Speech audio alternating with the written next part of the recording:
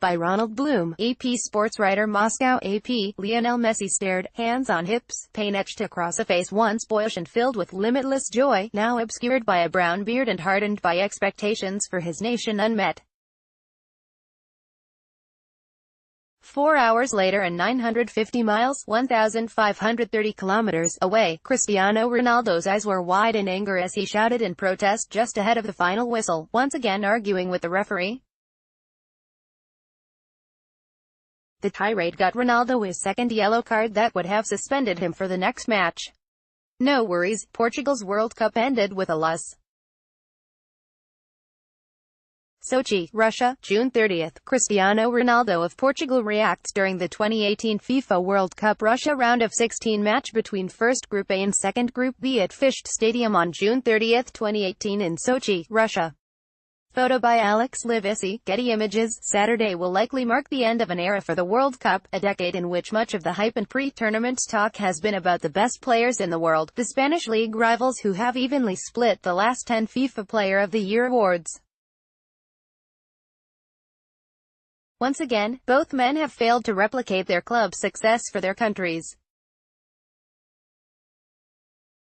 Messi is a week past his 31st birthday and Ronaldo 33, former phenoms unlikely to reach Qatar 2022 or retain their exceptional skill if they manage to hang on. For both superstars, a World Cup title remained an unreachable star.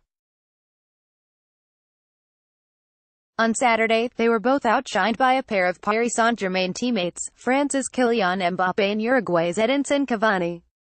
Younger legs have more speed and endurance. Most importantly, Cavani and Mbappé had more support and less pressure. Messi hasn't won a senior title with his nation, losing finals at the 2014 World Cup, and the 2007, 15 and 16 Copa Americas, the last when Messi failed on his penalty kick during a shootout. He faced massive criticism at home and retired from the national team only to be lured back for this World Cup cycle. Ronaldo lost a World Cup semi-final in 2006 but never got past the second round again. He'd helped Portugal to its first European Championship in 2016. If Argentina and Portugal won Saturday, the rivals would have matched up for a spot in the semi-finals. Instead, they'll race to the airport. Argentina lost to France 4-3 in Kazan and Portugal fell to Uruguay 2-1 at Sochi. Brazil's Pelé and Argentina's Diego Maradona became national treasures at home, celebrated for World Cup titles and global superstars. Fans who never saw them play for their clubs know of Pelé and Maradona's accomplishments every 4 years at the global tournament. Messi and Ronaldo will be remembered for great club success but not country triumph. Barcelona signed the 13-year-old Messi to a contract scrawled on a napkin in 2000. He was 17 when he made his competitive first-team debut. Titles accumulated at an unprecedented rate, 4 in the Champions League, 9 in La Liga and 6 in the Copa del Rey. Adulation at Camp Nou turned into worship. Media called him La Pugla, the flea, for his small frame and unparalleled acceleration, and Arsenal manager Arsene Wenger equated Messi's moves with a video game creation, proclaiming he was like a PlayStation. He scored at a rate once unfathomable: 383 goals in 418 league matches, 100 in 125 Champions League games, and 552 in 637 first-team appearances overall. He was a lifer for one of the most popular clubs in the world, a brand of his own, earning love in Spain but detachment from his countrymen in South America. Too often, his World Cup failures were compared to Maradona's successes. Ronaldo, too, debuted at 17, for Sporting Lisbon.